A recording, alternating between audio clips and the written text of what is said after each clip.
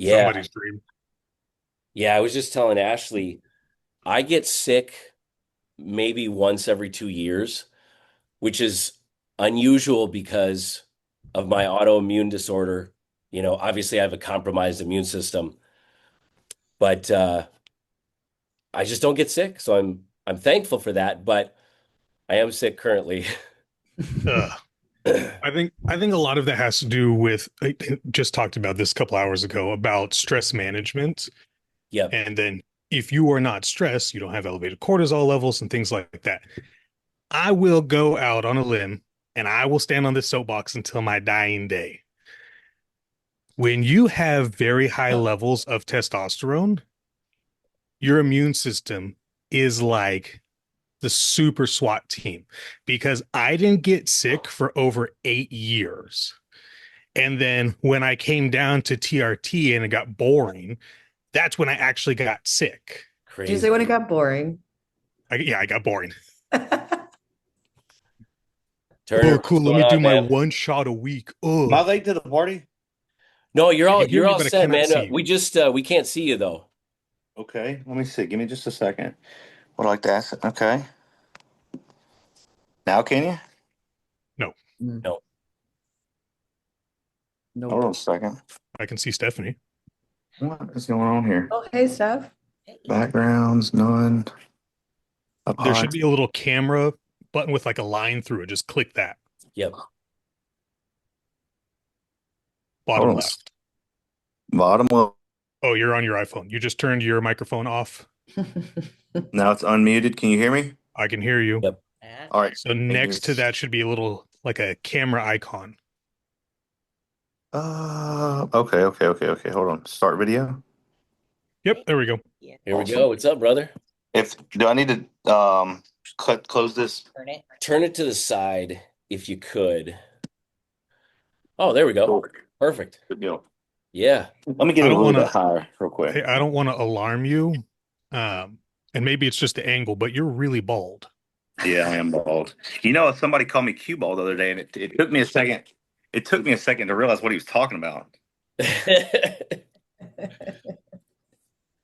All Well, right. yeah, we'll get this party started. This is the Crushing Limits Unleash podcast. We got a great cast as always. We got Coach Eric. We got IFBB Pro Ashley Starr, IFBB Pro Stephanie Santa Maria. One of the OGs, longtime buddy. We got Coach Turner Riddle in the house. What's going on, brother? Hey, glad to be here. Yeah, man. It's been a bit. We saw you, I believe, last year at North Americans, I believe. Yep, I think you're right. We chopped it up there. And you're out in Tampa now. No, I'm in Tennessee, but I am in Tampa right now. Yes. Yeah. Who do you got? Do you have Gator again, or do you have Yep, he's sitting right here. that's what I that's what I figured. He's peeled, dude. At 61 years old, like I'm not gonna, Always. I'm not gonna, I'm not gonna toot his horn because he's sitting right here. But Yeah. at 61, I've never seen anyone else do it like that. Yeah, we obviously have a huge respect for him. We'll be streaming it live, of course. I already bought it. It's all set to go. So I'm excited to see what he brings this time. He seems to improve every show. I like to think so. I mean, he really does. And then the thing Yeah. is, we've kind of had this. I don't really know how to put this. Like the bodybuilding mentality. I don't want to make this whole podcast about me. So don't cut me off if I need to stop talking. But Yo. like as a bodybuilder or a competitor, or when I say bodybuilder, I mean guy or girl. So Mhm. I'm not leaving anyone out here. But you have this instinct of do more. Okay. Mhm. And a lot of really good bodybuilders would be so much better. Or I'm not going to say they would be better, but they don't understand how much better if some of the time they would back off and not more of this, or I should be more with this, or it doesn't always have to be more. And I think with him, as hard as he runs, and a lot of us do, I'm not just making him special. Like a lot of us, we get in our own way by just adding more gas to the fire when it sometimes you need to pump the brakes and sometimes you need to rest up a little bit. And I think at 61, some of the things I've implemented in with him, like I think that's why he looks at how he does at 61 because I mean him and I talk about it all the time. There's 40-year-olds that and it's a bunch of choices and things that happen in life to get them to that point. But like I see some 40-year-olds masters or whatever that I'm not saying he could beat them, Mm. but at 61 he could stand right there with them. Does Yeah. that make sense? Oh yeah. Yeah. And I know you've got clients that like when you're prepping them and they're like, well, do you think I should just up double the cardio or like what if we take this? Like there's certain things that you should do that with sometimes, but you can't take everything to that next level because then you're kind of burning the candle at both ends, and that's when it becomes detrimental to the way your progress goes. Sure. No, that makes perfect sense. I think that's a great point that you brought up. I think it's something that's very slept on. Yeah. I Yeah. think it's slept on for everybody, not just the masters. 100%. No, Yeah. absolutely. I mean, like it's I was thinking about this earlier. I was using the bathroom and I was like, I wonder if this topic will come up, but um you have to take it too far to know what's far enough, if that makes sense. To Yeah. know when you need to learn to back off or like, hey, I might be doing too much at this point. Like it may be hindering my progress, whether that's a look or a strength or how something's reacting. Like I might just need to take 3 or 4 days off. You know what I mean? It may just be 3 or 4 days off, but knowing when to take those 3 or 4 days off and then implementing that into the system into where you don't run into this later. Does that make sense? Yeah.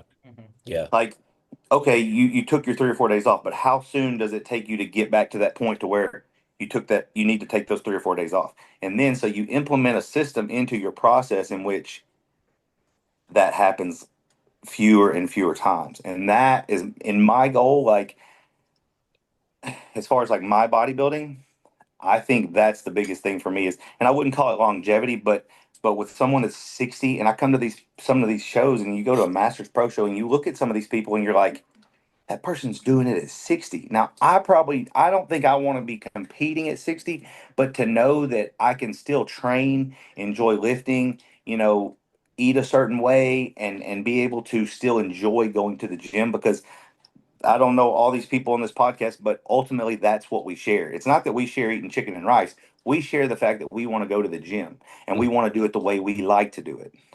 Yeah. Yeah. It's a great point you bring too, because we're always, we're at all these shows too, and same with Ashley and Eric. And it's like, all right, so I'm over 40 now. And that always comes to my mind. I'm like, gosh, this guy's like 52. Like, is that gonna be, am I gonna look that good at 52? Like, you know, and we all have nagging injuries and this and that. And so it's like there is definitely a different level of respect now that we're, some of the OGs in the game where you see someone and it's more so like, yeah, who cares where they place is the fact that they're actually up there doing it, Yes. like a feat in itself already. I'm getting chill bumps by you saying that because I tell that to him all the time. It's like, um, you know, he's caught up in he's no, he's not caught up by no means. He's got many other irons in the fire, but like we all want to win. Like we didn't pay and come and prep and like none of us sign up to do a powerlifting meet or this and that to just show up and get third or fourth. Yeah. But when you come to a show and it's a respectable show and everyone, all these people are good and you can say what you said about the 52-year-old like he's still doing it and doing it well at 52. That's just something in itself.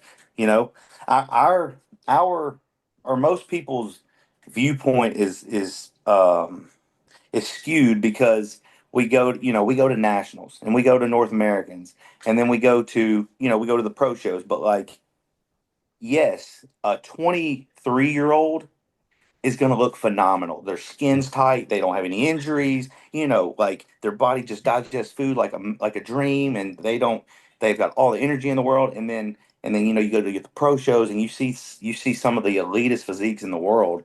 And then you go to like a master show, and it's like at 61, that's pretty fucking elite. I was telling him earlier, my dad's 54, and he's Hmm. worked out his whole life, and that's why I fell in love with working out, but like my dad doesn't even really look like he works out. You know what I mean? And he just like garage gym works out. He didn't take it to near the extreme that I have where he's like going to a gym and, you know, manipulating your diet to the highest degree, but he just worked out his whole life. And so it's just a physique that someone spends time and effort on is a it's a stat it is a, to us it's a status symbol. You know what I mean? To the rest of the world, I think it's not a status symbol. It's kind of like, you know, whatever, looked at a certain way, and that's why all this is taboo. But we can go to these shows or be in Walmart buying groceries and you see somebody and you're like, I don't know whatever he did, but that's fucking awesome. Yeah. Mhm. And that's why when we do stuff like this or like when we see each other at shows, it's like, you know, I don't know how many clients you got, and I don't know how much money you make doing this, or how many pro shows you've done. You've got a pro card, this and that. But like, I just fucking respect the fact that he's pushing people and himself. You're crushing limits. Like that's the whole goal here. You know what I mean? And then the people that are around you, you want them to do that too. Yeah. Yeah, we really appreciate that, man. It's you know, we always have this saying, it's you have to lead by example. You know, like there's no better leader than like someone in the trenches with you, Yeah, you know. it And just keeps you fired up. like yeah, Mhm. it's funny too, because like I remember like 10 years ago, you know, 10 years ago, we were both in our prime. Like Right. we were both just kicking ass at the top of the world.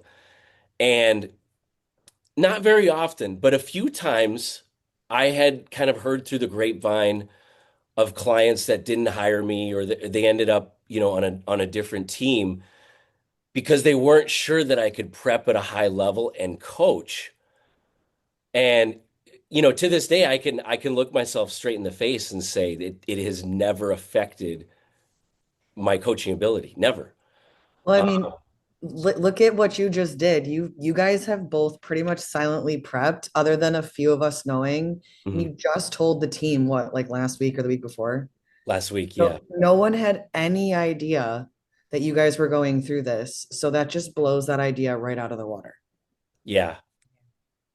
And we I got agree. But I yeah. think there's that big defining difference between coach and a trainer. Yeah. You Hmm. know, you are very selfless. You give, give, give. And so you don't make this about you. Yep. I mean, none of us do. And I Right. think that that really pays dividends in not only just business for client retention, but delivering a top tier service. You know, you're able to focus on other people, which I think takes a lot of the heat off of that self pressure of, I got to do this, I got to do this. And now you can sit back and enjoy it. You know, how many weeks are you? And your brain function is incredible. You're very alert. You know, you're not doing the zombie thing where you're like, you say two words, you're like, hey, It depends on the moment. okay. Yeah. Right now you're No, faking it really you. well. She just gets a different version of him than we do. Yeah.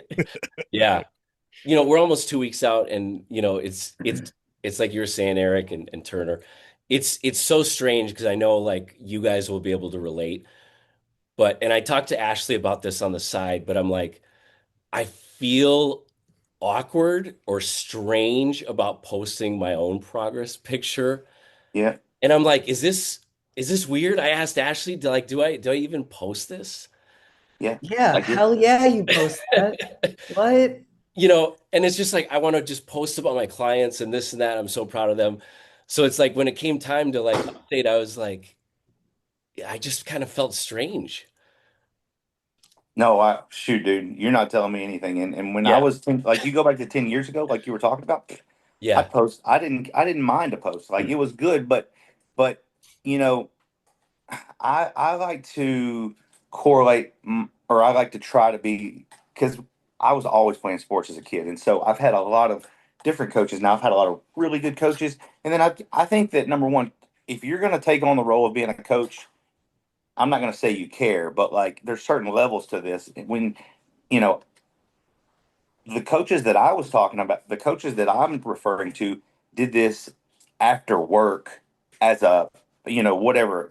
you're coaching little league kids. So it's not like they were doing this for a living like we do. You know what I'm saying? Yeah. So yes, you know, we we do this to put money in our bank and feed our family and do what we love. But these guys were just like they just wanted to, they were just trying to make all these kids act right and follow. And so you could tell, I could tell as a kid that there were some of these guys, teachers and coaches, they really cared about kids, and that's a calling. Like to coach someone and want to see them do good and spend the time and effort with them and to get rewarded as little as they do. And yeah, I mean we make it worth our time by the money that we get paid. But to be a really good coach, and I hope you guys all, not I don't need followers or anything like that, but like I put a story on my Instagram today, and it's several just because I got in my head, and not in my head, but I was in the moment and I wanted to. I know you guys do this. It's just like a post that I didn't make. I just put it on my story. But to do your job and do it really well, you really freaking care. You know what I mean? Like let I've done this the right way. I've done this the wrong way. And if you can listen long enough, just buy into my process, I can all these feelings that you want to feel. You want to feel what it feels like to hold a overall trophy in front of the stage and be the big dog in the gym, and like I know what that feels like. I know what gaining all these followers on Instagram feels like. But I want to make you better. Other than just my favorite part of bodybuilding is like, maybe I take this to the extreme, and I know I do. Some people might not think of that, but I correlate bodybuilding to saving money, being tight with my finances. Like if anything, I'm tight with my diet, right? So it makes me tight with my money. Like I know every nickel and dime of where my money goes. Like I don't just, as a kid, when I was just bodybuilding, I wasn't tight because I was reckless. I was reckless back then, and I'm sure there's been points of your training, your competing where you were reckless.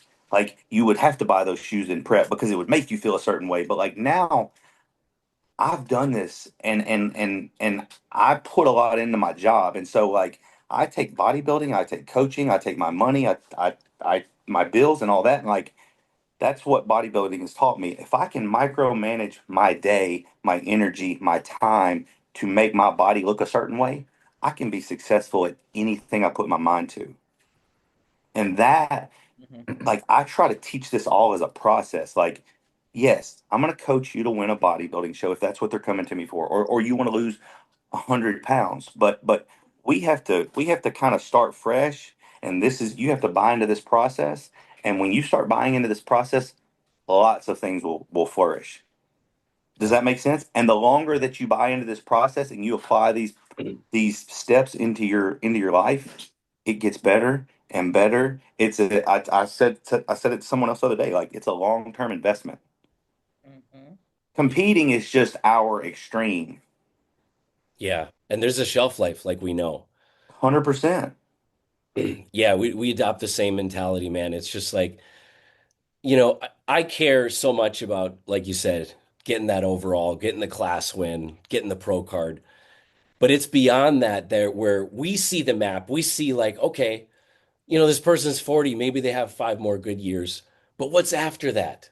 Like you Yeah, said, there's a whole lot of life after that. And if you do this now, you can set yourself up for great success. Like you were saying. 100%. Yeah. Yeah. And I mean, ultimately, that's my goal. Is like I want to be successful in bodybuilding, and I feel like now I'll never win the Olympia. And this is not, I'm not talking good or bad about myself. Like I come to when we had our kid, like I came to the realization that okay, I did have a lot of fun in bodybuilding, and I still miss bodybuilding every single day that I wake up. And when I say I miss bodybuilding, like I miss waking up and the first thing I thought about was I got to go eat because I want to see the weight. I want to see how strong I'm going to be in the gym today. I want the workout to be fucking phenomenal, and I want to chase that progress. But Hmm. like that, yes, that has a shelf life ultimately. But I also look at it as like we're talking about like the 61-year-old guy. Like I don't think I can sustain. You know what I mean? You get to a certain point, and you're starting like when you're doing this in your 40s. I'm not saying you're taking away from your health. You're ultimately strategizing your health, but like how hard, at what rate can you keep the RPMs all the way up? Does that make sense? Oh yeah. Like we're talking about a car, like the RPMs being the red line. You know, you gotta. That's why I'm saying like I still, in my opinion, my maybe my biggest days might be behind me, but like I don't understand why I can't still look really good, keep myself in great shape, keep my skin in great shape, be very presentable. Like I don't have to walk around blown, my face blown out because I'm holding 20 or 30 pounds of water. Like now I can wear a nicely tailored suit and look presentable in a business meeting. You know what I mean? Yeah. And what I always say is like for many years this was my tunnel vision. And after I had my child, I just kind of widened my tunnel vision a little bit, and I missed out on so much in life. And this is not a bad thing. I just realized like my success, if I only focus on me being the best bodybuilder, my ceiling is a lot lower than I want it to be. Yep. Makes You know what I'm saying? Like, okay, Totally. what I can turn. I mean, I would love to have a pro card and things like that. But at where I'm at in life, it's not about get the pro card, win the Olympia. Like there was a time when that's what I wanted out of life, but that's all I saw past that. You know what I mean? Yeah. I know And exactly. now I'm like, now I just want to be a fucking awesome coach, and I want to be the coach that I really needed. I had some good coaches, but I know that if I could have had a little bit more time with them, like the one-on-one sessions that you can get with coach from time to time, Yeah. like when you're a kid, like batting practice or things like that. Like I want to do that because I enjoy helping people, and I know that I can have success doing that. And if you can get someone to buy into the process, like I think of people like Nick Saban, there's a reason why he's one of the greatest to ever do that. It's not by accident. And I'm not saying I want to. I mean, I want to be great, whatever I do. But you've got a Nick, you've got a Chris Aceto, you've got people that like. He was asking me today what coaches I thought were really good. I said Chris Aceto, and I think another one that's really slept on is like Mike Mincer. Do you guys know who that is? Oh yeah. Hmm. I think that I think that I don't know, man. So I'm glad you guys had me on this podcast. I haven't done a podcast in a couple months, but Yeah. I like the one on one. I really like um I feel like a lot of these podcasts, if you've heard one, you've heard them all, but they just want to talk about drugs, or they just want to talk about like, what I don't know, or just like the training of it. There's the nuts and bolts of like why we're here and what we're doing besides that is what I really that's what turns my gears. Like, yeah, Yeah. I squatted 600 pounds, I deadlifted 800 pounds. Like, that's cool to me. And those videos, I'll always have those videos, but like, that's what fires me up. Yeah. And you've got your clients that you've actually made a huge impact in their life, and they will forever remember you. Mhm. Forever. Yeah. Yeah. That's Sorry to go on a rant. no, that's so key, man. I think it was me and you that were talking about this, when we linked up and we were saying that some of the absolute best bodybuilding coaches out there are people that you barely even hear about. Oh, for sure. You know, I truly believe that. Yeah, I think that I agree with that. I mean, someone's gonna. I agree. Yeah. It's not all about the followers, the pro cards, the Instagram. It's at the end of the day, I haven't worked with a lot of coaches. I do my own preps. Yeah. I know that if I work with someone, I'm not going to work with someone that I know does not care about me. Like it's not going to happen. Right.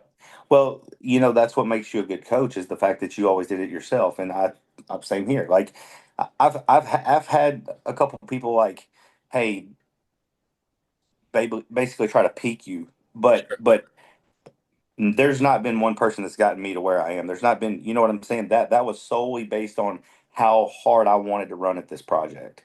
And Hmm. there was a time when that's the only thing I fucking cared about. Yep. And so that's what makes me a good coach, and I think that's what makes you a good coach. And I think that I think that I always say it takes a bad coach to appreciate a good coach, because once you've had one of those that doesn't care about you, and I'm not gonna say they're just doing it to make money, but they just think they know what they're doing. Hmm. Then you can get someone who, like, oh wow, man, the grass wasn't greener. You know what I'm saying? Like, he Yes. really cared, and a huge thing, man, that I try to emphasize to these people, and it never makes sense at first, but it makes sense when they leave you, or when you guys part ways. It's such a fucking relationship. Like, you two have a relationship, and that's totally different relationship than what you have with a client. But the client relationship that you have with someone, when you guys have chemistry and things start to click, that's like when they go their separate ways, because it's going to happen. I mean, we all don't want that to happen, Hmm. and you see them totally different. That's not. You could take the money out and never have gotten paid from them, but that time and effort that you put into them, you're like, they, again, like, the social media just makes it worse. That's what it just amplifies all this. But um that's what I like. I like to get into the groove, and like make a change. You know what I mean? Yeah, absolutely. I've evolved, and you guys probably have too. I want to hear your take on it. But like, part of me leveling up as a coach is like understanding what I'm going to give as a service. And it's like, I'm not going to sell myself short. I'm not going to change how I go all in with my clients. I let them cross boundaries, but as I know you do too, Turner and Ashley. But it's like, because I've had other coaches that like, they try to mentor or give advice, and it's like, I'm not going to change who I am. Like, this is who I am. Having that relationship, like you said, is key. I have to know your X factor. I have to know why it's important to you, why it makes you wake up. Why do you want that pro card? I have to know these things because you're not just a paycheck. I don't need the money. I need you to reach your goal because it's like this is a team effort. So it's like when someone leaves, like you said, I don't take it as personal. And I think of like, yes, I always blame myself. Like, what did I do wrong there? What could I have done better? I'm always trying to, we're always trying to better. But at the end of the day, like you said, people are going to leave. A lot of times that decision is already made. So like, I don't really sweat it? Yeah. No, you shouldn't. I Yeah. mean, like I said, it's that initial breakup, and you're like, because you guys had built such a relationship that now that they don't check in on the special day that person checks in, it's no longer there. Like, you no longer get those pictures, you no longer reply, whatever commonalities that y'all have, it kind of just ends like that. Now, Yeah. you know, down the road, time heals all, and it does, and you still want to see them do good, Oh yeah. but hell, that's how it goes, man. Like, I've got so many, like, I've been put in that situation so many times that it's like, hey, they got to go see that the grass isn't always greener. Yes. And you have to, like, you have those clients come back, and that's what they say, and it's kind of one of those, I wouldn't say surreal, but it's kind of one of those moments where it's like, hey, man, you know, I just appreciate you coming back, because you know what it's like having a bad coach, or just not getting the level of coaching that you thought you were going to get when you went to the next person. Hmm. You know what I'm saying? Yeah. Like, yeah, I went to so and so, and I'm not going to use any names because that doesn't matter. But I just realized that, like, yeah, he's not. It's not that he's not doing anything different. He's just not there for me. You know what I mean? And Yes. that's one thing as a coach that you have to evolve in. Like, you have to learn to be there for them, but you also, like, every time they text you and say, "Hey, my microwave broke, and I don't, whatever the fucking excuse is, like, you need to let them figure some things out, because you don't want to build a crutch system where, like, they just fall on you or they want you to pick them up every time they fall.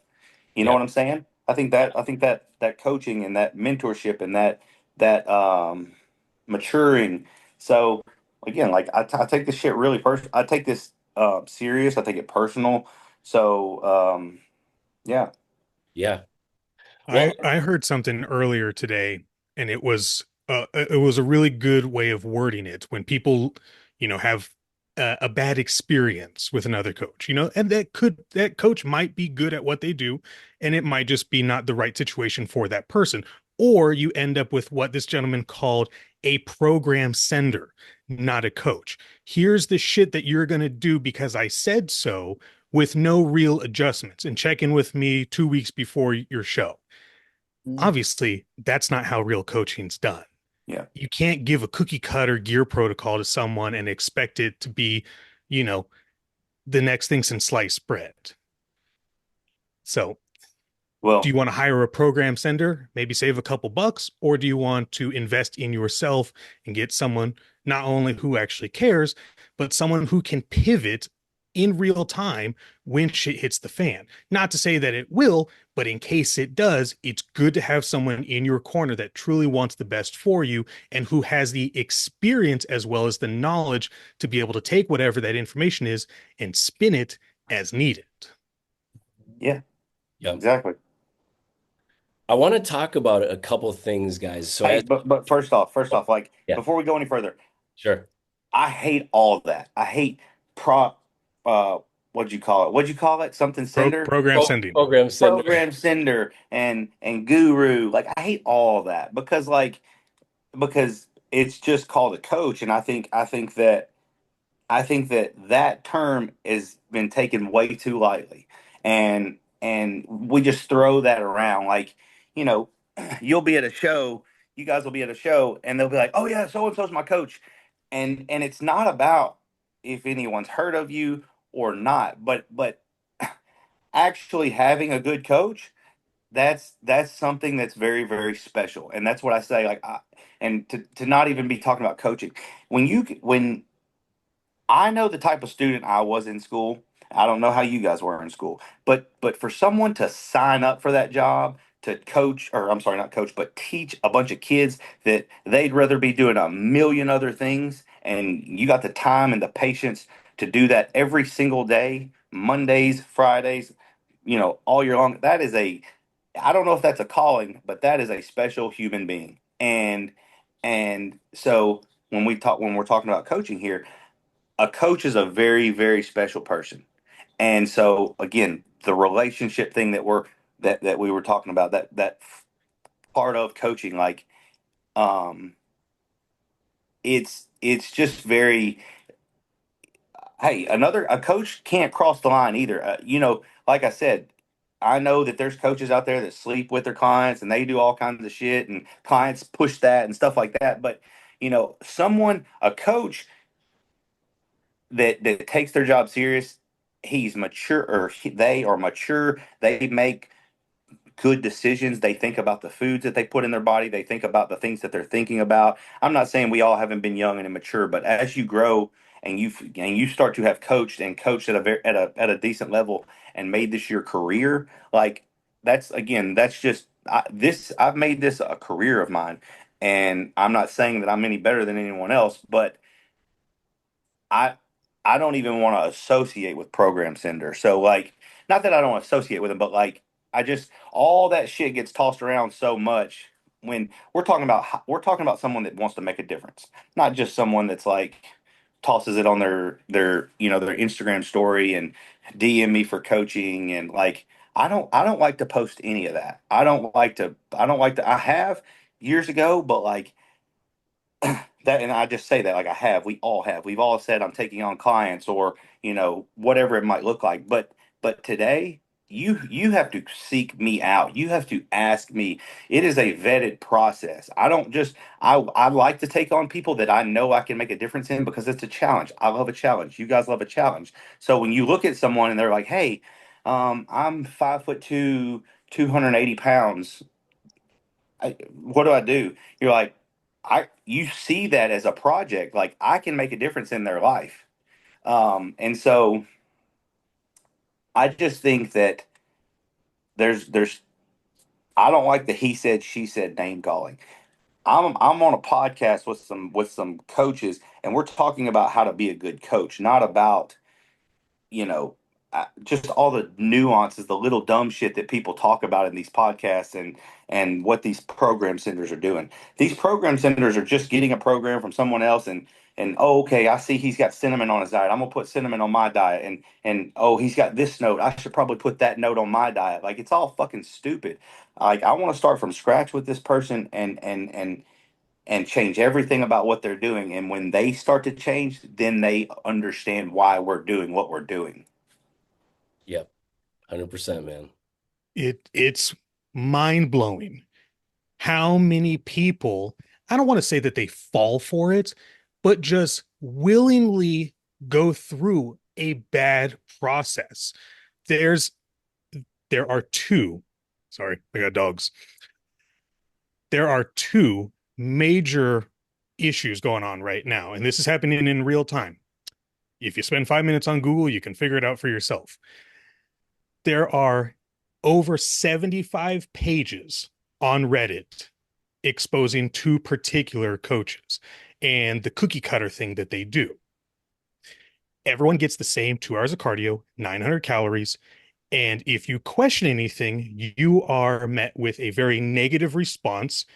And if you don't peak correctly, because part of the program is here's your water manipulation, here's your diuretic thing sent to you 3 months in advance.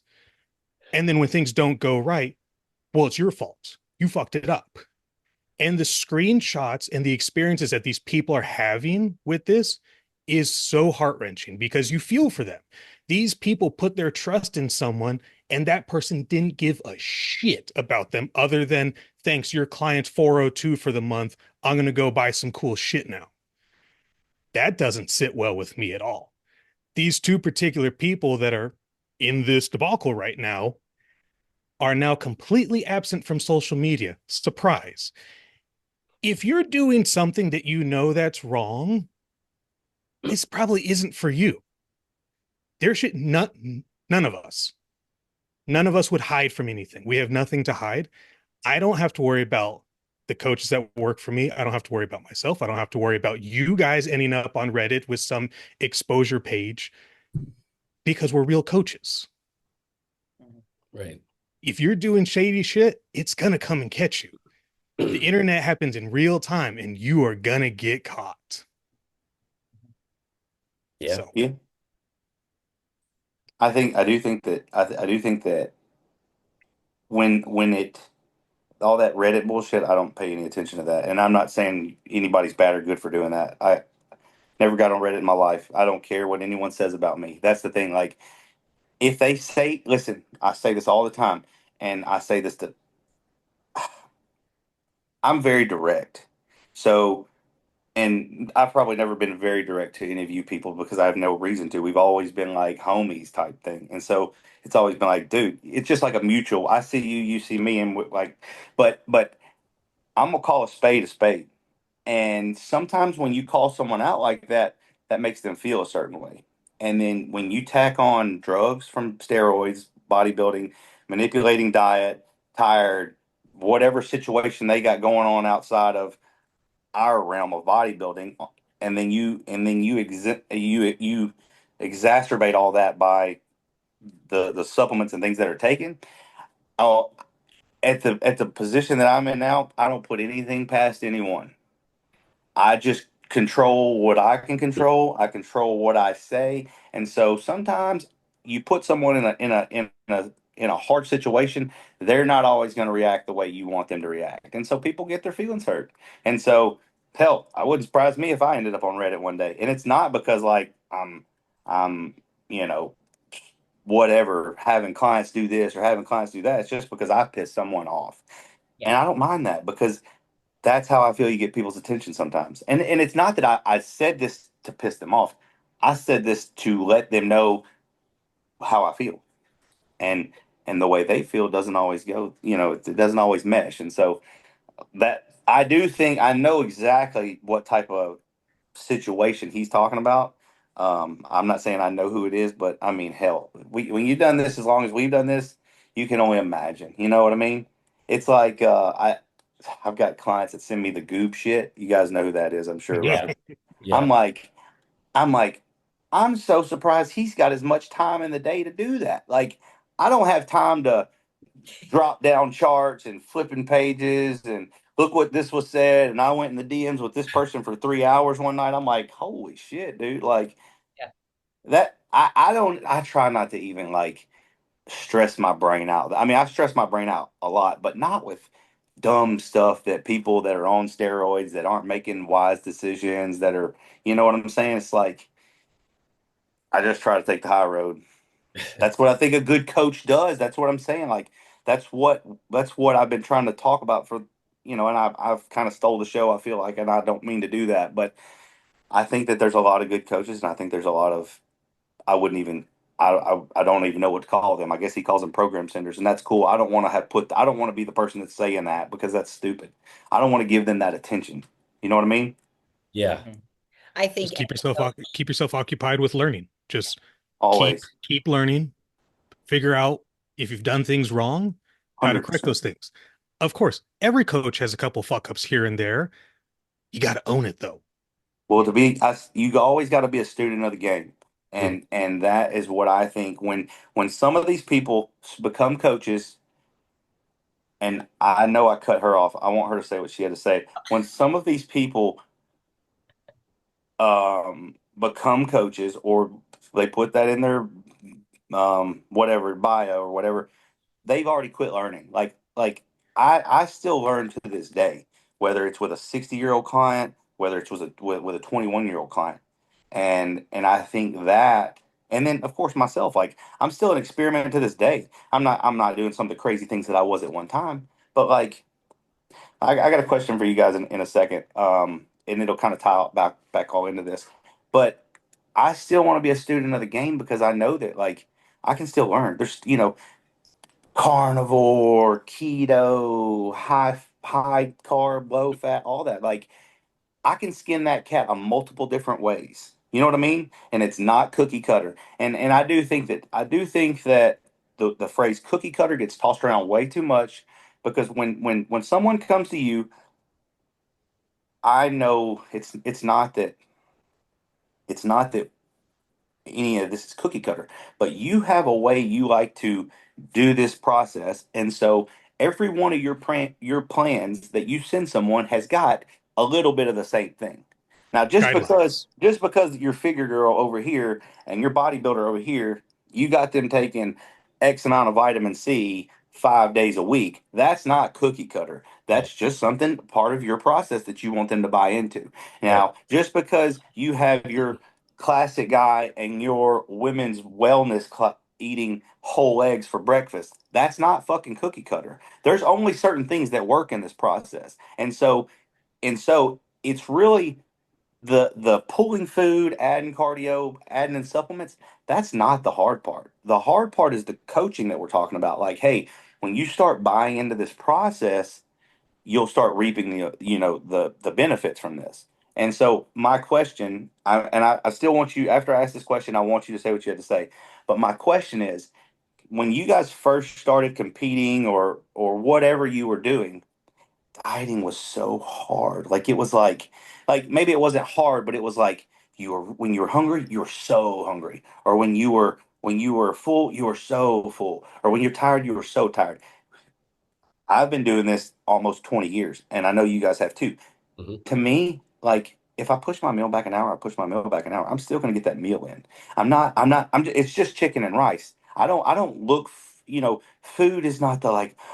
Oh my gosh. What do I? What? Like I put myself in a position that like I have food at the house. If the power went out, I got food in the freezer. Like this is my lifestyle. This is not just like something new and something fun to me. And so what I was going to ask you is the fact that you guys are fixing to compete. Like, yes, when you're 2 weeks out in prep, you're fucking hungry. We get that, but you don't act the way you did 10 years ago when you were 2 weeks out and hungry, as you do now. You're much more Yeah. calm and collective, and like you don't spout off. You might from time to time. Like I said, I get this. We're all still human, but like, at what level have you matured at to still be doing this? Does that make sense? you mean Makes, you yeah. mean are we still posting our cardio and our food on our story every second? Right, right. All that. Like you're gonna keep doing this if social media vanishes, you know? Oh yeah. Yeah. I think that's like a sign of like a newer competitor. If you're posting your cardio, got it done today, check. Yeah, If you're posting like your first zero carb meal, right. guess Or what? if that's the only thing that you're talking about is that you haven't had carbs in X amount of Exactly. time, like, okay. Right. What's new? Yeah. Yeah. Yeah, no, it's definitely a different mentality around it all because you're like, oh, here we go again. Yeah. Oh, I'm tired. Yep. 100%. And like when you click through different phases of this process, like that 2 weeks out how you're supposed to feel. So Mhm. you plan for that. You know what I mean? Yeah. As in 15 years ago, I didn't know bodybuilding was like this. You know what I mean? That's why you're like wigging the fuck out. Yeah. That's what I just like today. Dieting to me is just like that's just the food that I eat. Like I just go to the grocery store and I just buy. For me nowadays, I like the vegetables and I like the extra tastes and flavors that I can provide to my chicken and my rice or my ground turkey and my rice. You know what I mean? Like I find cool ways of spicing my food up, and I don't mean by just buying like the flavor gang spices or mustards. Like I want my food to be savory and like be packed full of the nutrients that I actually need, rather than just like you know only boiled chicken and rice or boiled. You know what I'm saying? Like Mhm. I'm eating all kinds of like nice salads and all these fruits and stuff and shit now, and I'm like, damn, I was missing out as a kid, and I hated all this, and now actually it's freaking cool, and I control how I look and how I feel. Yeah. Mhm. Kind of going a little back. Ashley, I don't know if you can share this. It's totally okay if you can't too, but we had a conversation that you shared with me a few weeks ago of what Turner was saying of just being direct with the client because you actually care. Mm. Again, it's okay if you can't share it. No, I'm not afraid. Okay. We were talking about a young girl I was coaching, correct? Is that what you're referring to? Yes, that's the one. So I think what happened there was a 20-year-old girl joining the bodybuilding world and had no idea what she was actually getting into. She came from a coach previous. I don't know what coach she came from, but she had been dieting from December for a July show. So her coach started prepping her early December and had her at like 800 calories, a million hours a day of cardio. And I mean, she was messed up. But then I started getting her healthy. And so then I think she got a little bit of, I would say, an ego, not on purpose. And what I found out after the show was that she really thought she was the top dog. Like she actually believed that that's where she was because she had no clue what was going on in the bodybuilding world. But she spent a lot of time eating extra things I didn't know about, deleting a lot of things that was added in. So I think it was a massive slap to the face in a good way for her to go to the show. But that was a draining, like last 2 weeks. I want you to kind of go into like when you had provided the feedback and then the response is kind of what I'm getting at here. So I had to do that uncomfortable, awkward thing as a coach and suggest maybe we don't do that show. You're not at a in a body where you're going to be competitive. And I don't know about you guys, but for women, especially young girls who are still trying to figure themselves out, going to the show isn't going to be the win. Going there and being embarrassed and feeling that emotional spiral of not looking like the rest of the girls is going to carry into so many other things. And so I was trying to protect her from what was going to be that downward spiral. I think I sent you the screenshot. So I know you read what I wrote. And Yep. it was really just, hey, this is what I'm thinking. I want to hear your thoughts. Let's make a plan together because I will never just give them my opinion without listening. And that's the team part of it. And I'm pretty sure the immediate response was I'd like my money back.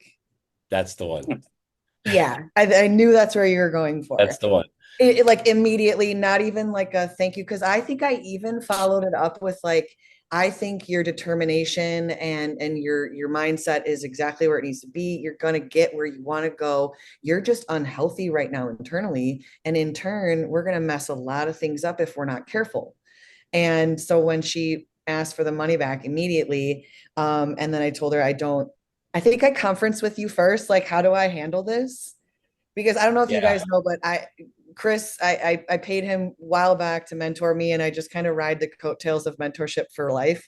I call Yeah. it time. I'll be like, hey, it's time to be a nerd. And then I just ask a million questions. But that's like what you were saying is a student in this forever. And so I had asked, what would you do? How do you approach this? I wasn't afraid of the money part. Um, but I had told her I don't refund, and I'm here to help guide. And I think the response was, had I known that, I wouldn't have paid my last payment. Mhm. And it was really bizarre, actually, the whole scenario. And I feel like that's kind of like where the world of athletes is right now. If you're not good enough in the moment to get them where they want to be, they're just going to jump to that next program giver. Yep, they will. Yeah. And it was, I think I was more sad that the point was being missed Mhm. and that there was no conversation to be had. And I think that's what was getting me more than like the show situation and the money. We did ultimately talk it out, I think. She had a dose of reality when she got on stage, and then realized that she, in her home gym, wherever that is, her being the best doesn't necessarily correlate to getting on a stage and winning a show. So we're trying to do a reversal right now. So there's that, but it was definitely, I guarded myself a little bit more with that athlete in particular, just because obviously there's an ulterior motive. Once that money's out, are you gone? And Mhm. then who are you running to? And then what are you going to spread? Which I've gotten to the point now where I don't care, but that's all the things that were looping into it when I was like, what the fuck do I do? Yeah, and I mean, her feedback was incredibly professional to where it's like, like what you were saying, Turner, it's like we're not some program you buy at Walmart and then just return. Like the Yeah. work was done by her. She obviously put everything into it to where it's like if an athlete doesn't want to continue, you can't just return it like an Amazon, that's not how it works. Yeah, I kind of went into like one of those moments where it's like, what am I doing wrong? Like, what am I actually? I'm answering your text messages at crazy times of the night, even though I coach in a different app, and I'm listening to these, and I'm not being mean to you when you're saying, well, I was hungry, so I ate 14 scoops of peanut butter at midnight, Hey, and right there. I'm gonna cut you off. You don't want her as a client, and I'm not telling you what to do at your job, but like she's not allowing you to do your job at the and honestly, this guy right here, he is him and I have some big time talks, and every time we're together for him and I live in not very far apart, so we see each other more often. But I make it a point to because I'm still a student of the game, and he's got 61 years of experience on me in other things, and he's we've talked about shit like that before. A client that's willing to do that, and I don't need their name, and it doesn't fucking matter. But like my first thought when you were telling me that was how long had y'all worked together when she pulled that crap? so it was pretty crazy. So I personally do not like taking athletes that are in a prep or wanting to immediately prep. I need time to get to know, one, your body, obviously, but two, I Right? need to get to know you because, like you said, if you don't know them, like genuinely know them, you're going to have a hard time. And so she was already in prep, determined to hit that show. And I'm pretty sure it was only just a couple months we were working together.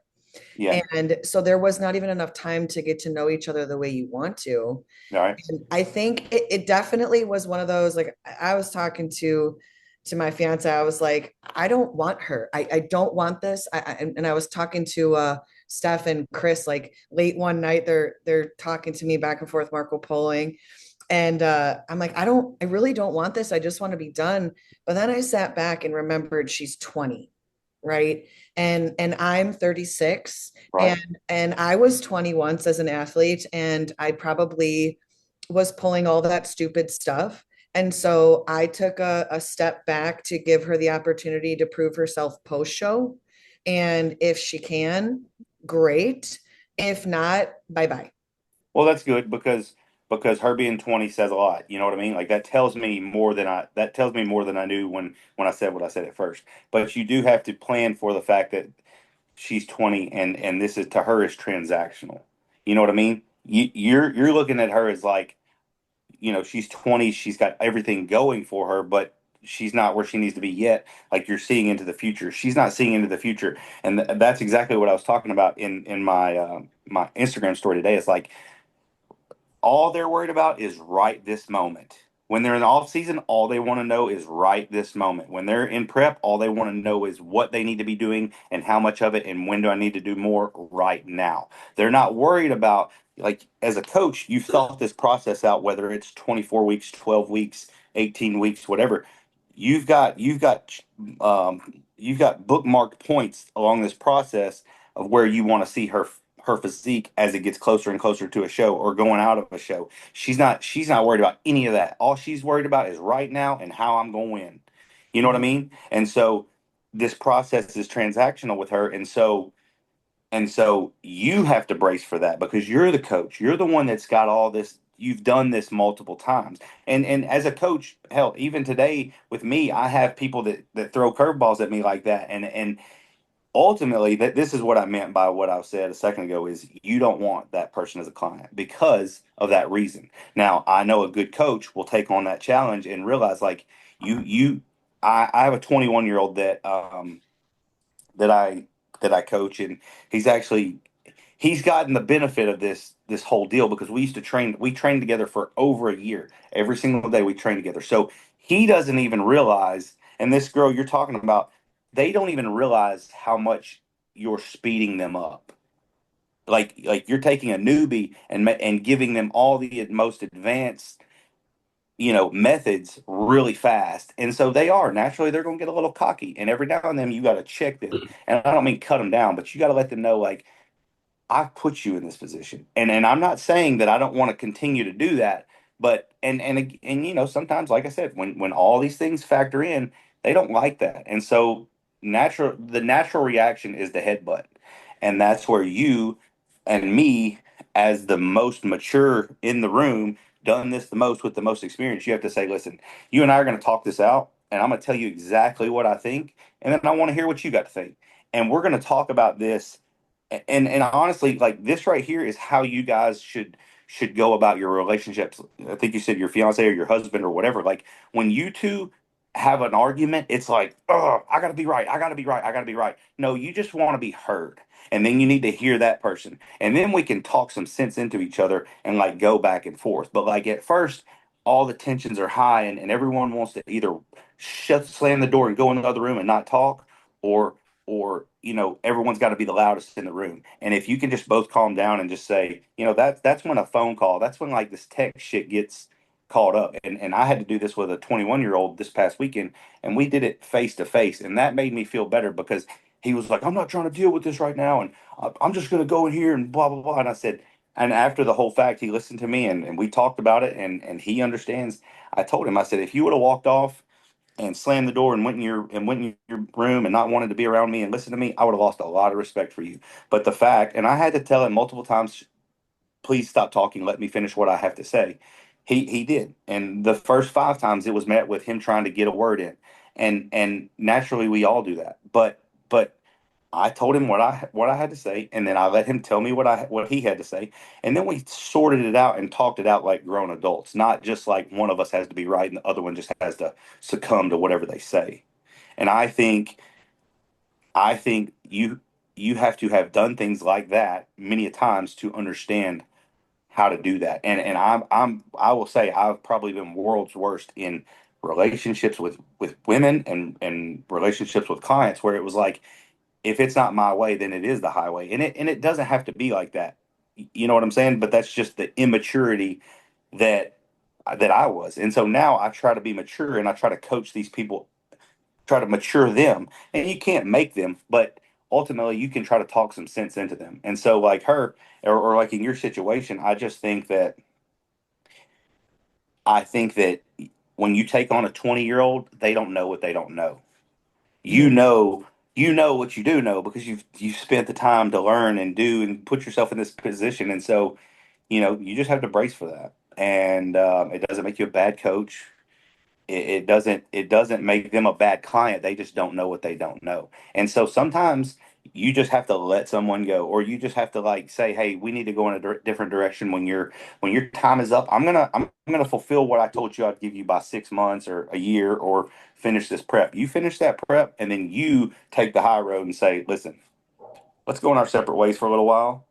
And maybe you get a new coach, or maybe you don't get a coach at all, and then because I don't like that. I don't like situations like that. I don't like where it's like you said, you need X amount of time to work with someone. I don't like when they come to me and I will not take someone on month to month. I don't care if you want to give me $1,200 a month. I'm not going to do that because you're going to see that as I'm going to get as much as I can as quick as I can, and then like ultimately it becomes a burden. If it's $300 a month, if it's 350, if it's 275, ultimately they can't afford. They're trying to make a stretch anyway, and I'm not a stretch. I don't want to be a stretch. I want you to buy into this process, learn all you can learn, and then one day maybe you can coach someone, or maybe you can not need a coach one day because I did such a good job with you. And so the the those are always the people when I tell them how much it costs, and then I tell them how long I expect them to pay me for, or I will work with some people in a certain situation, but like when they come and they say, well, I can't afford that, but I can pay you whatever you want month to month. I'm like, I just don't do that. And I won't, because that's telling me that you're not willing to buy into this process. And so those people, I mean, like that, when they threaten that shit, I'm like, I'm done. I'm not saying you should be done, because you see it as a challenge to make her better, and that's part of that calling, or that you want to coach. That's just a challenge I'm not willing to take anymore because I've been there. Well, to And your and point ultimately earlier, you get I was burned. a teacher before I started coaching. There you go. So I taught for quite a few years, seventh and eighth grade special ed and first grade. So I There have you go. directly taken all of the things I've learned about behavior and development and progress, all that, and put it right into the job. So sometimes I get attached to the ones that you shouldn't, because 100%. there's something there that could become something really good. I was always told I have a knack for the naughties when I was teaching school, but there sometimes it's people That who need sounds kinky. someone. I'm just kidding. But you're not wrong. I think one of the things here, the problem is that the way that the internet is right now, younger athletes are not able to take criticism, and they're not aware that this sport is solely criticism, whether it's good or bad. You have to be able to be told by the person you're trusting. Like if Chris told me, and I asked him a million times, Chris told me, hey, I don't think we're set for universe. Maybe let's hold off and go to, I don't know, Masters Nationals, let's just say. I wouldn't have second guessed a single thing. I would have said, if that's what you think is better, that's what we'll do. I didn't take it as an ego punch. I didn't take it as, oh, I suck. It would be, hey, we're just not ready. And I just don't think that these athletes are seeing that reality, because everybody's just sharing reels of highlights. Yeah. I And think so when you try to say that to someone, that a 20-year-old girl, your body is not good enough, then immediately it's a snap off. Yeah. I think Social there's a media really is, big. go ahead. Sorry. No, go ahead. I was just gonna say social media is poison, and it's Yes. it's good and it's bad, but she doesn't know what she doesn't know. She doesn't know that eventually she's gonna get so caught up in social media and the people that she follows, and chasing their progress, not chasing her own, and chasing the fancy things that some of these people post that they have on social media, that she's chasing a carrot that's not actually hers. She's just like caught up, and I say that all the time, and I fucking mean that, because there comes a time where we're all caught up in how much effort and energy that this bodybuilding game gets from us.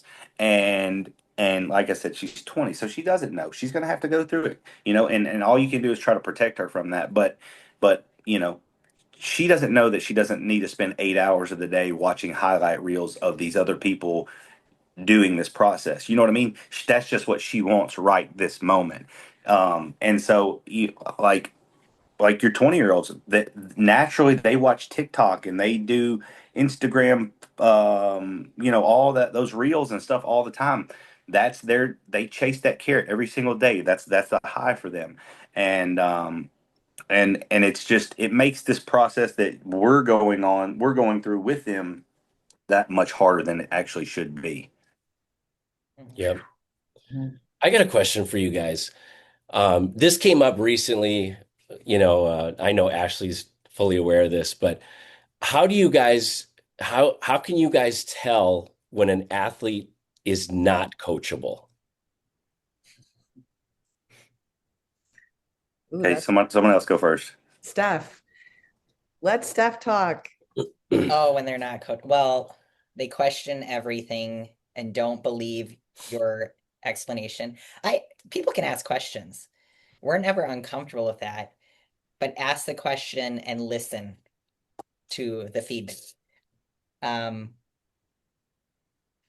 what else is uncoachable? You're lying to your coach constantly. Um, how is someone supposed to bring you in when you're not telling them the truth? And not just like one little thing, like if there's multiple things along the way. Um, if they're disrespectful to you as a coach, I that doesn't sit well with me. Um, and that's in anything. I don't like disrespect in anything, not just coaching. What are the other things? Like for me, there honestly hasn't been that many that I've worked with, which I'm super, super thankful for. But when I have a problem when an athlete just goes off the deep end and they're like, "Hey, what if we do this?" Like, I don't mind feedback. We need that feedback because we are true coaches. We're the real ones. We need that feedback so we can adjust the plan. Sometimes what we see, it's not working, or they're like, "Hey, you know what? This white fish is just not working out this year. I need to switch something else." But it's more so when I get these ideas where they just sit at home alone and they go off the deep end and they're like, "Hey, coach, I thought about this and this and this," and they give you this full plan of action. And it's like, all right, why the fuck are you paying me then? Well, If, they saw it on TikTok or their chat GPT told them. yeah. Duh. And it's like, I don't mind a suggestion. Like, I just had one recently this week. Hey, the ground beef just isn't working for my stomach anymore. Perfect. Let's do this. Let's do filet. Let's do flank steak. Let's switch it right now. I don't want you to have another upset stomach. Like, who wants to go through that? But it's more so when they sit and they send you this full outline, and it's like, why did you even bother hiring me? If you're gonna try to like conjure up your own plan, let us navigate the ship. All you have to do is execute, you know? Yeah, I for sure. just went through this a couple weeks ago. Eh, and I sat there for a while and I was talking to my wife about it. And normally I don't really rant and rave too much about, work related stuff, but it was something that really irritated me. It was a lot of that, like, hey, this is what I want to do. And then I'd say, I appreciate the feedback. And this is why we're not going to do it. Not in a rude way, but explaining the detriment of what was going to happen by doing something like that. You're talking about like a 1,500 calorie reduction overnight. I'm like, no, you're type 1 diabetic. You got all these things. And it got worse and worse. I just kept getting pushback, lack of check ins. And then one day, just poof, completely gone. And so I was talking to my wife about it. It's like, what the fuck?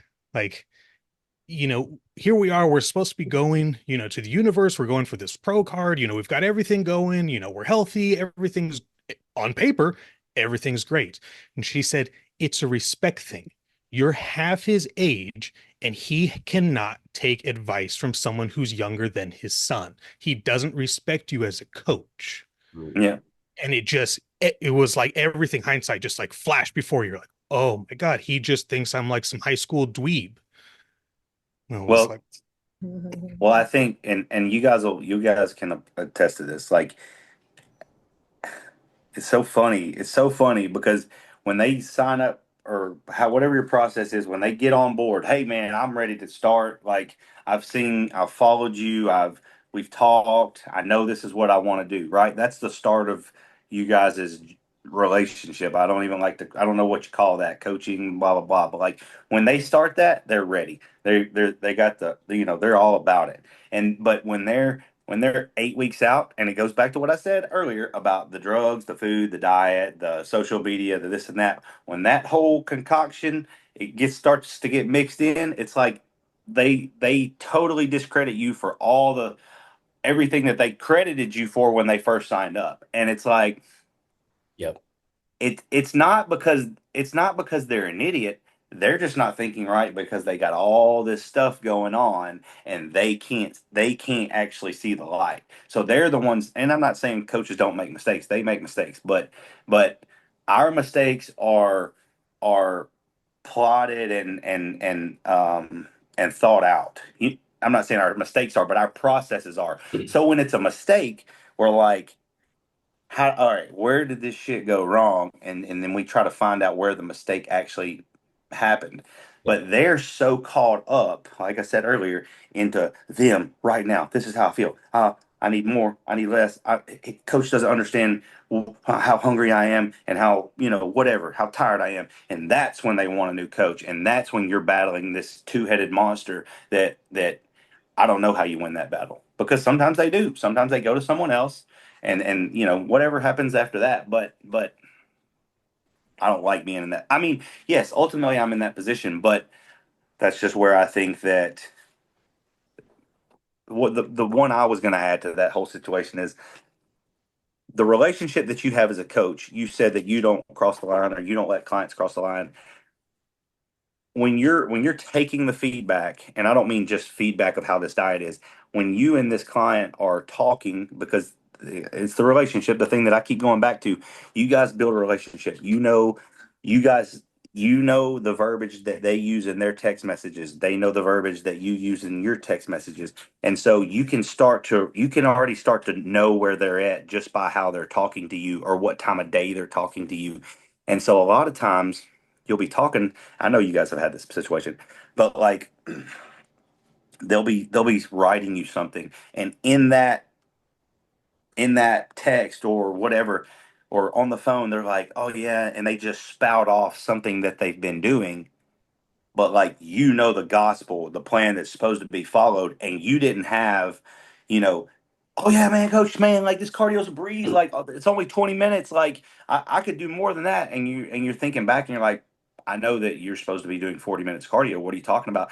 I'm not saying those people aren't coachable, but those people have a hard time following the process. You know what I'm saying? Like, and I saw it on it popped up on my Facebook the other day. That's something that I had posted, and it was like the clients always seem to miss the major print on the diet of the things that they need to be doing, but they never seem to miss that extra cheat meal that you allow them to have every week. You know what I mean? Yep. Mhm. And again, I'm not saying that they're not coachable, because I think everybody's coachable. I just think it's how hard how much elbow grease you gotta put into like tapping into them.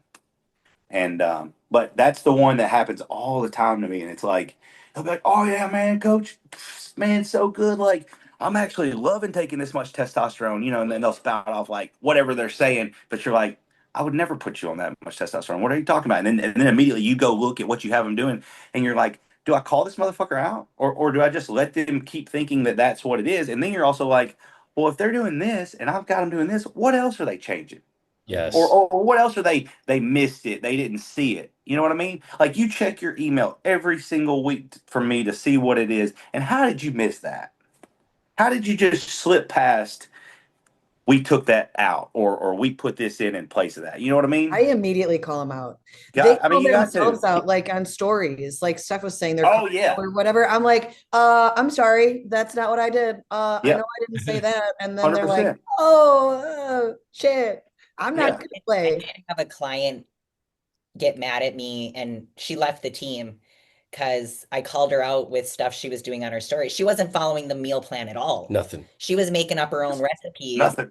Yeah. and using like products that was nowhere on her plan. And she's posting it to her stories like she's this fantastic person in the kitchen. Look at me. And I'm like, Yes. hey, like this isn't even close. Yeah. And she's like, I just don't think we can work together. And I Yep. was like, See ya. That was it. Okay. I was like, well, okay. Yeah. I'm glad I wrote that plan for you. Right. I think that And it's then you really should, and On you my should, day. yeah. I think it's really important when you bring on new people, for anyone, whether they're competitive athletes or just, general pop, when you do normal business related stuff and you have them, sign the terms of your agreement, whatever it may be, they got to do the release of liability and the no refund policy and all that stuff.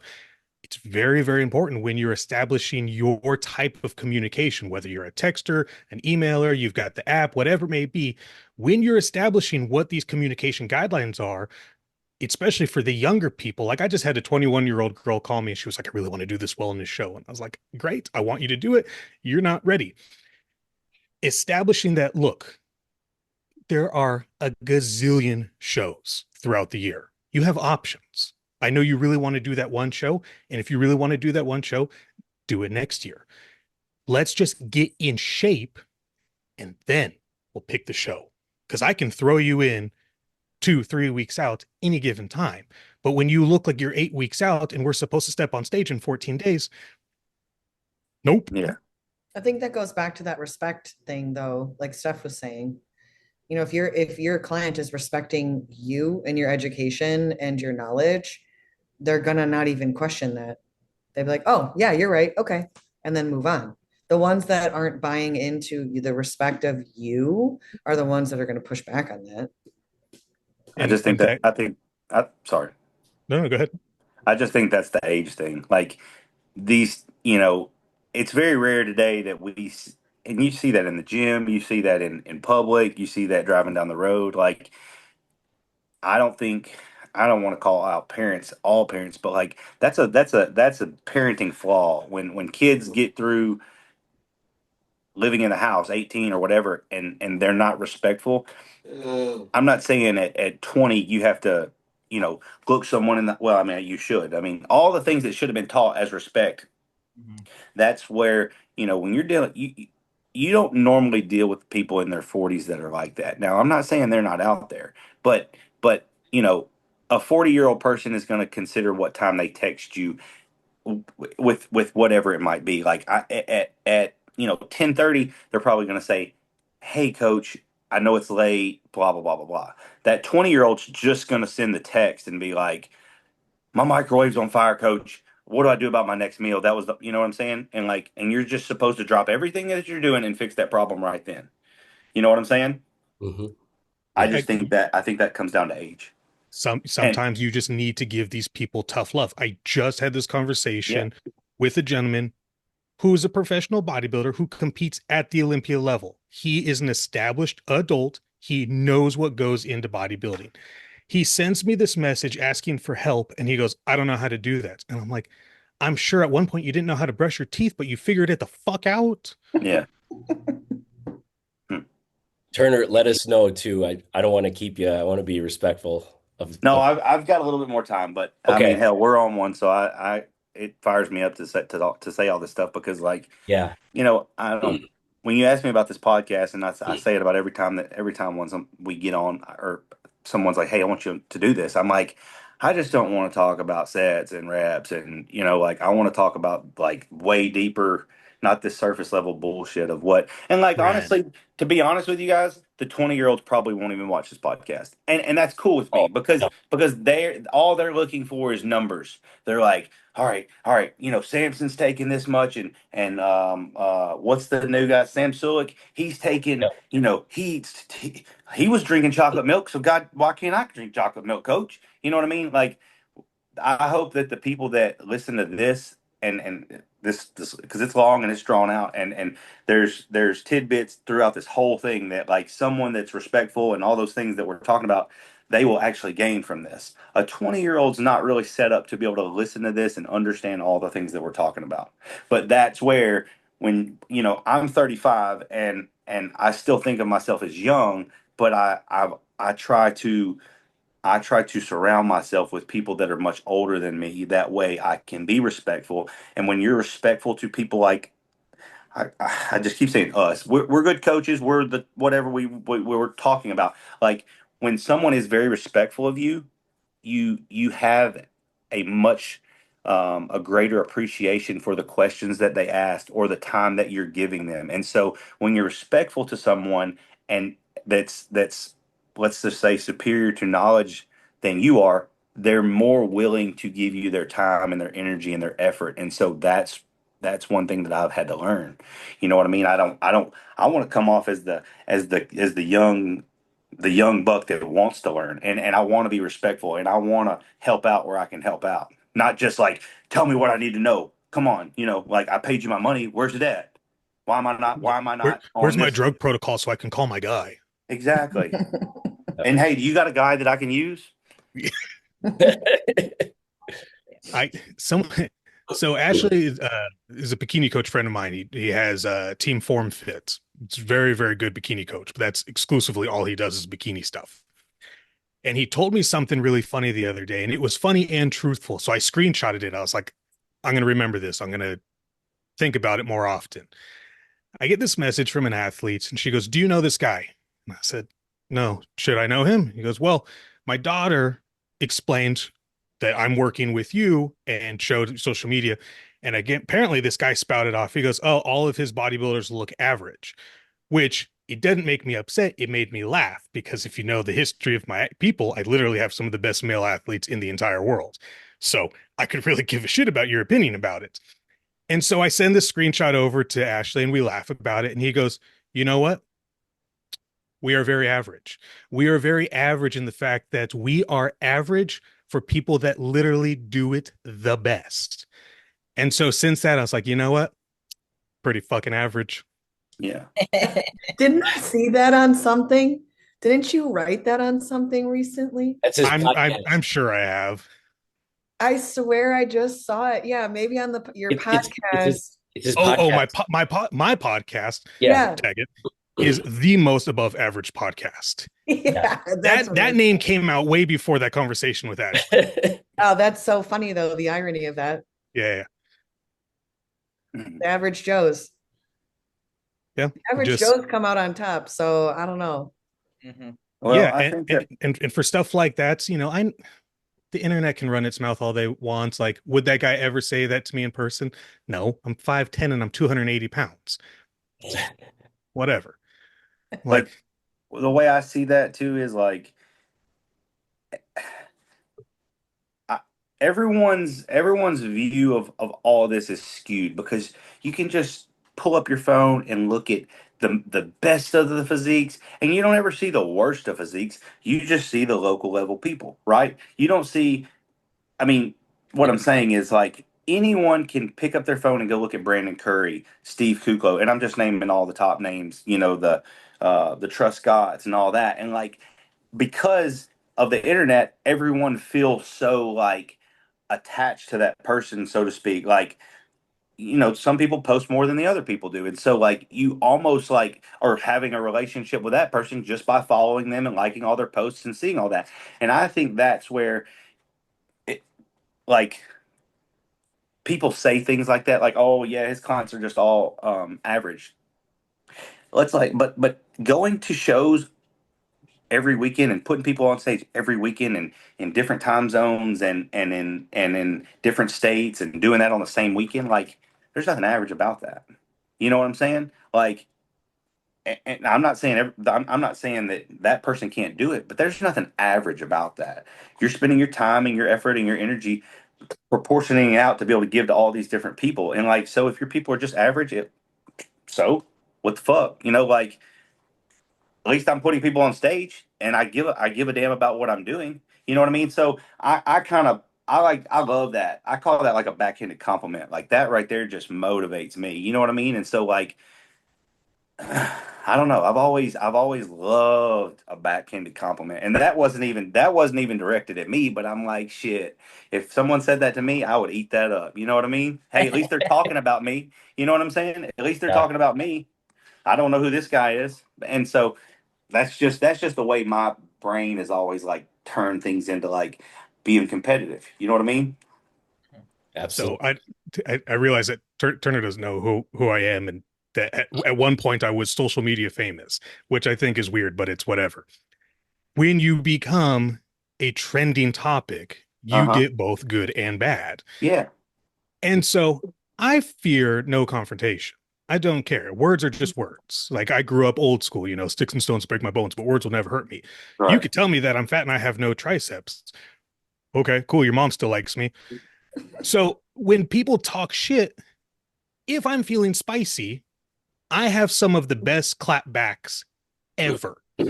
And I Right. leave them. I leave them on social media because they're so enticing. And I'll still get people that'll go back, that time you roasted that guy. Like, yeah, good Yeah. times.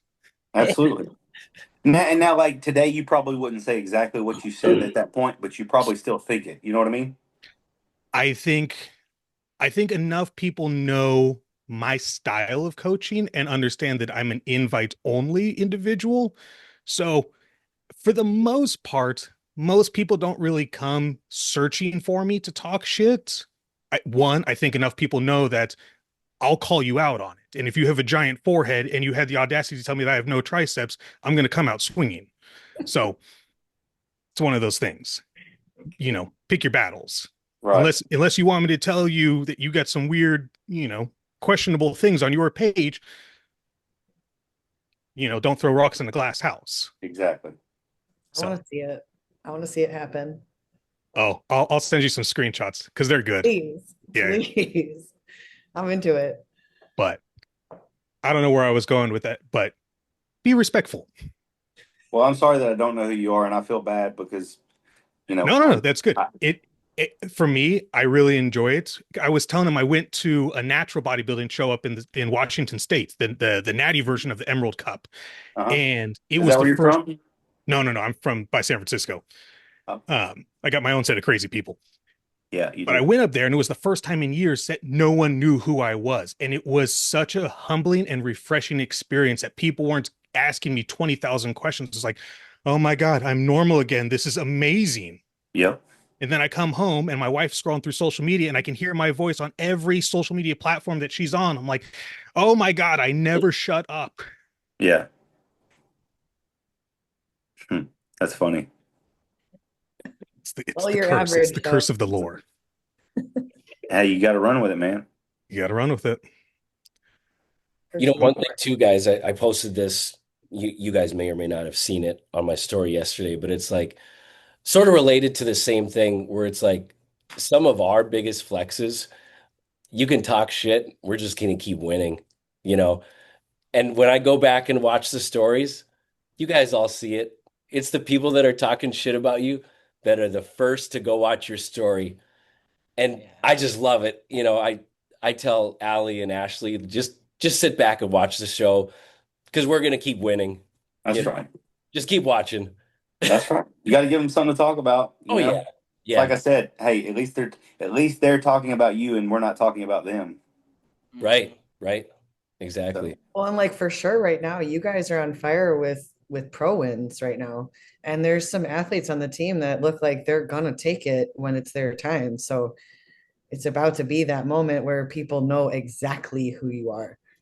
Yeah, I mean, shit. Chris Stephanie just had a girl who got two pro cards. Who's hell yeah. that girl? That's crazy. So crazy. I heard she took an overall that day too. Dang. Yep. Yep. Shit. I know when you said, and I have BB Pro Ashley, I was like, that still feels weird. That's you. Yeah, that's me. That's crazy. Oh, crazy! Congrats.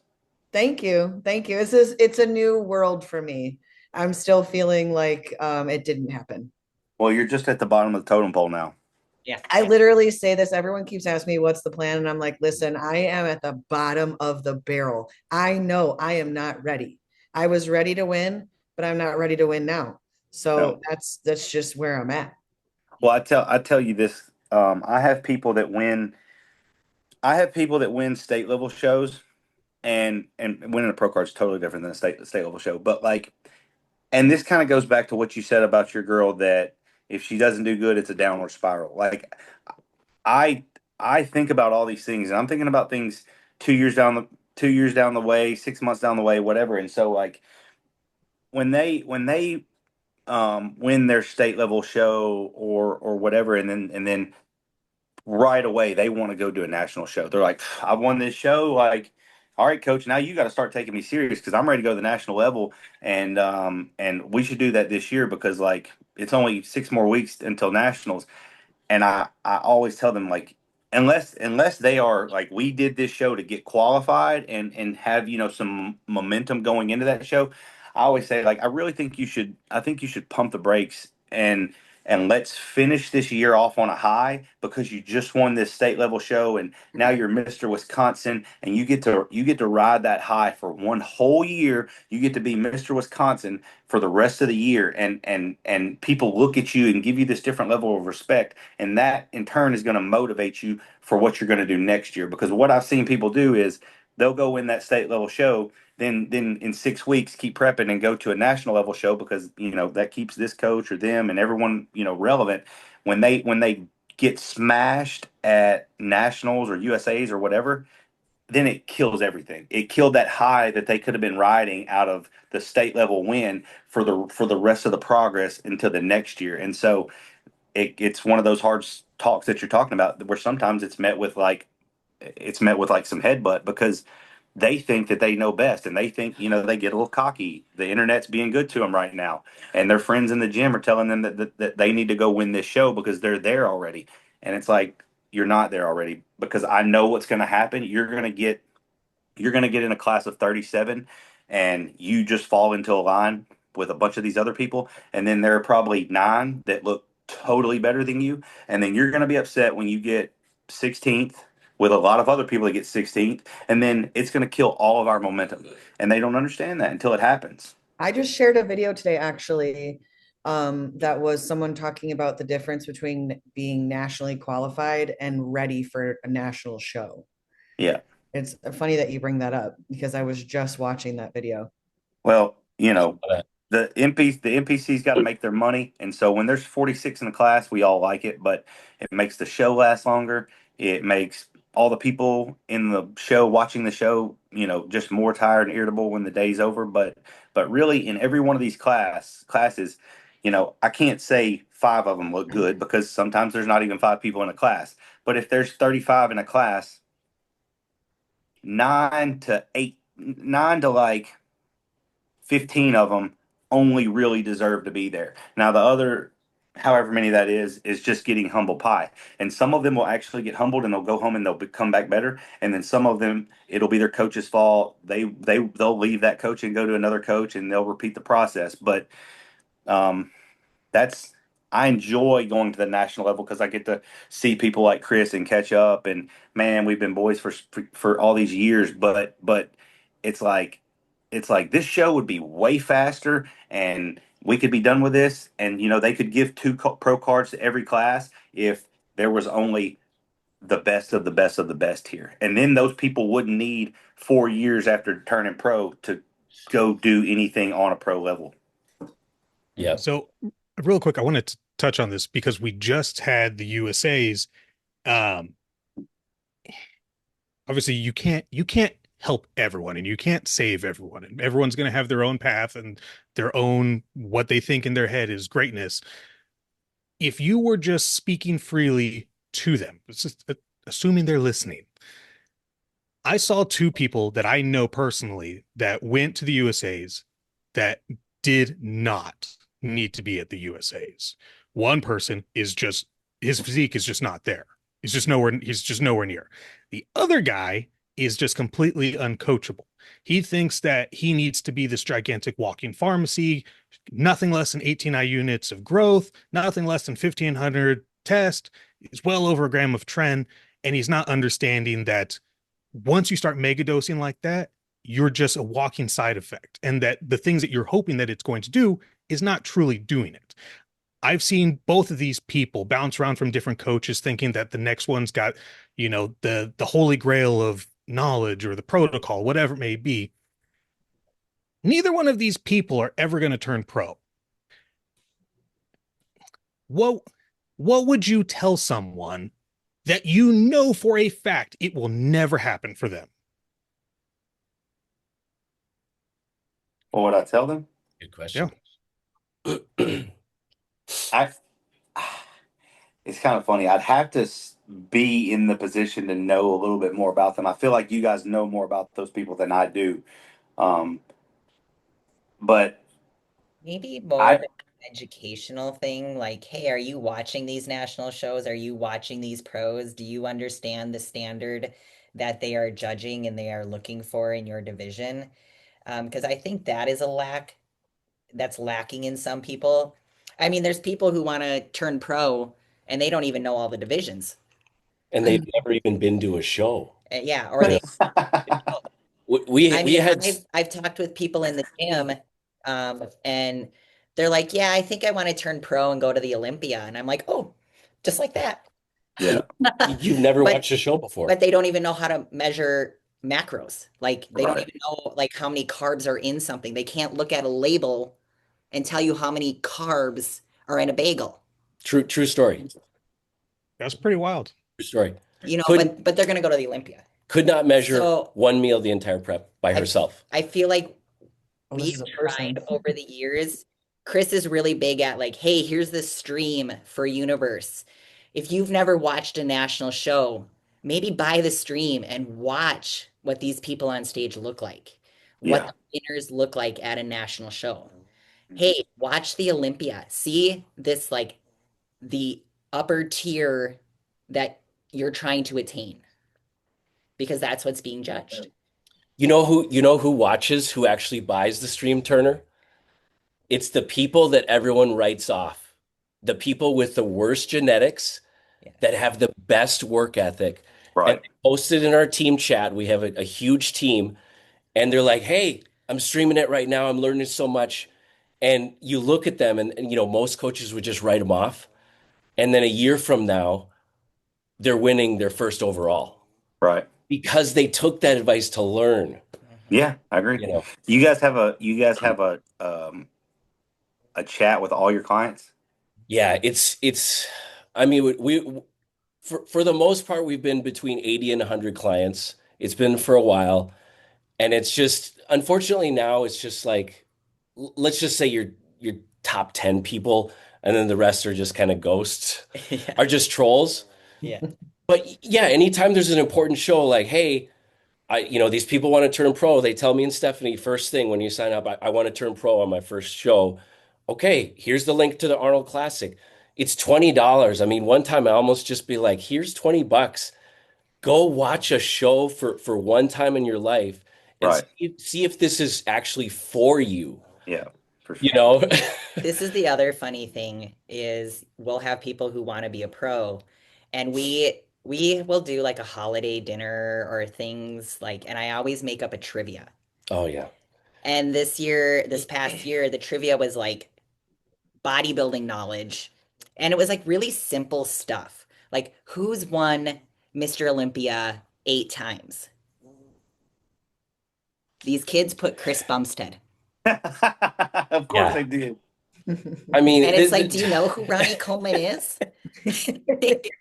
Right. And I'm like, I thought this was really easy knowledge. Like these are really easy questions.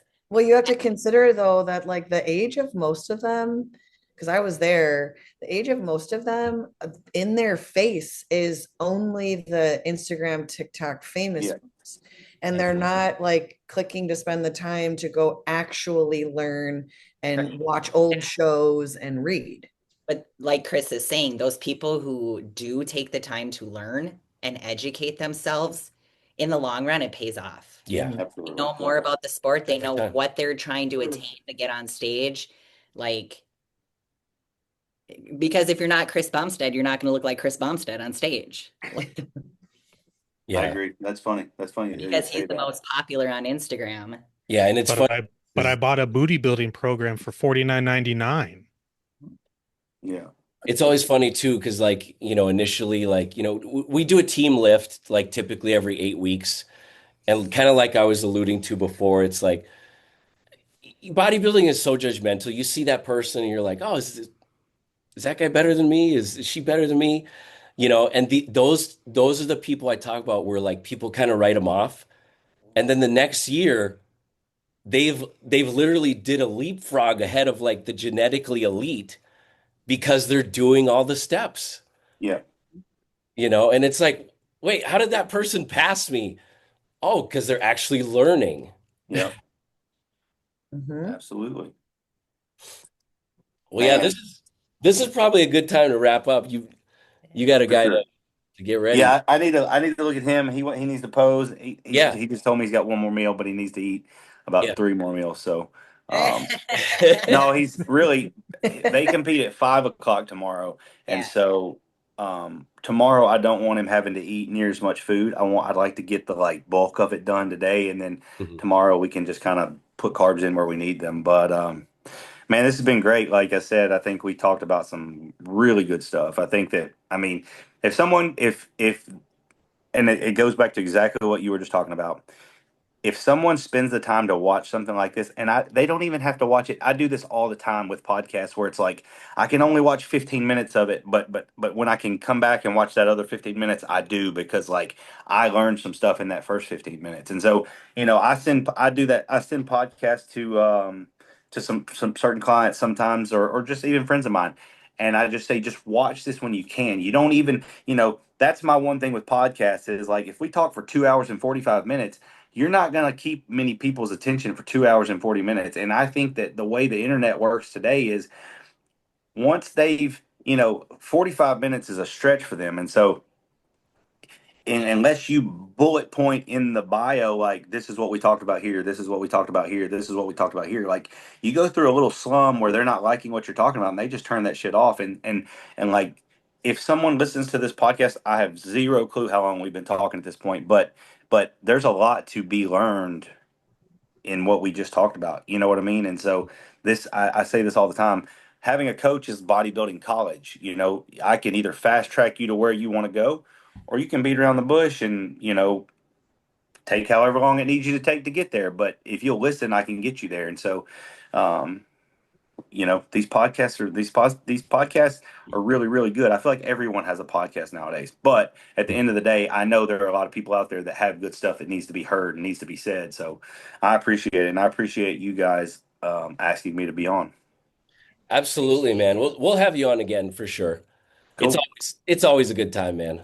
Yeah. So Look, I'm building a gym at my house, and I'm glad that you said all the things that you did, because it just motivates me for all the things that I want to do. But I don't know about um, a team chat. That sounds like a lot of mess. But but There I'm building a are gym. I'm building a gym, and I want to do like podcasts, and I want the thing for me is like I've always wanted to do a bodybuilding camp.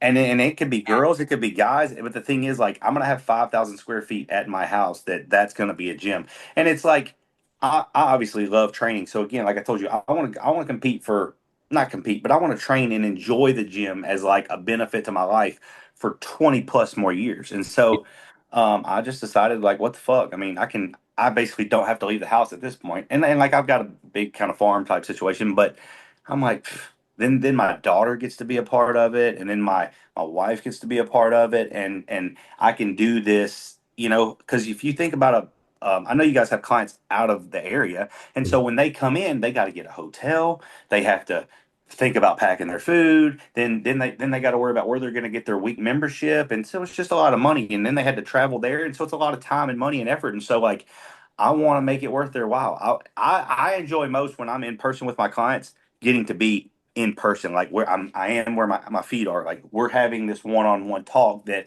my other clients don't get, because it's usually just through text. Like what questions you got? This is what I want you to do, and that little small talk. But so yeah, like and I'm making these notes and things now of like how I want this to run, and I want to have other coaches that come and can share, guys and girls, and so it's like that right there motivates me more than, because I get asked all the time, dude, oh man, when are we going to see you on stage again? And it's like, I'm excited that people still look at me and like, because I feel like after you could stop competing for a while, people just kind of just think of you as like another guy that works out. And it's like, yeah, I am that. But Mhm. I get asked all the time, like, man, I know when you gonna get that pro card, man. You didn't get that pro card. Come on now, I know you want that. And it's like I do, but like all the things that I'm trying to put in place and make happen, like that really fires me up. The building a gym and like being able to. You said the group workouts. That's another thing. It's like I'm impressed. Like all those things.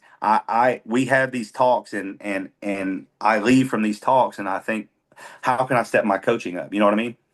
Yeah, absolutely. We're always trying to be better, For sure. always. Absolutely. Well, yeah, to finish off, where can people reach you if they want to hire you? Email Turner Riddle bodybuild or Turner Riddle BB at gmail.com or just I've got Facebook and Instagram. Those are the two that I've got LinkedIn and things like that, but I don't have a TikTok and I honestly I still love social media because what it gives us, the ability it gives us to do what we're doing, but I'm not near as active with posting and things like that as I would like to be. But like I said, like these conversations and hearing you say things like that, it motivates me to do more. Everyone tells me I need to get a TikTok, and I'm like, dude, I don't need another social media. You know what I mean? It's just something else to keep up with. Yeah, But yeah. yeah, I mean, hell, I'm on Instagram or Facebook. Just send me a message and Not me following you. right. See. Well, yeah, this has been great, man. We'll obviously be tuned in tomorrow to see how Gator does. Obviously, Cool. wish him the best. Best wishes, Gator. And yeah, we'll catch you. We'll catch you next time, brother. Hey, when will this be on, or when will it be up? I'll post it in not this coming Monday, but the next. Okay, Yeah, so we'll collab. I'll send you the link and all that stuff too. please do. Yeah, Yeah. Do you put this on YouTube? Yes. YouTube. Awesome. Yeah, Cool. absolutely. No, this it doesn't go anywhere. He saves it on his computer. He's I just just kind of wanted a to make weirdo. I just wanted to make sure. Like Yeah. I didn't know if this was just like you chop it up or you post it on your story or what. Like I just Oh want to make yeah. sure. Yeah, we'll put a clip out, put it on YouTube. I'll invite you to collab, all that stuff. Cool. Yes, sir. All right, guys, it's been All right, great. man. Right. Thanks again. Thank See you. ya. We'll talk, brother. Bye. Yeah.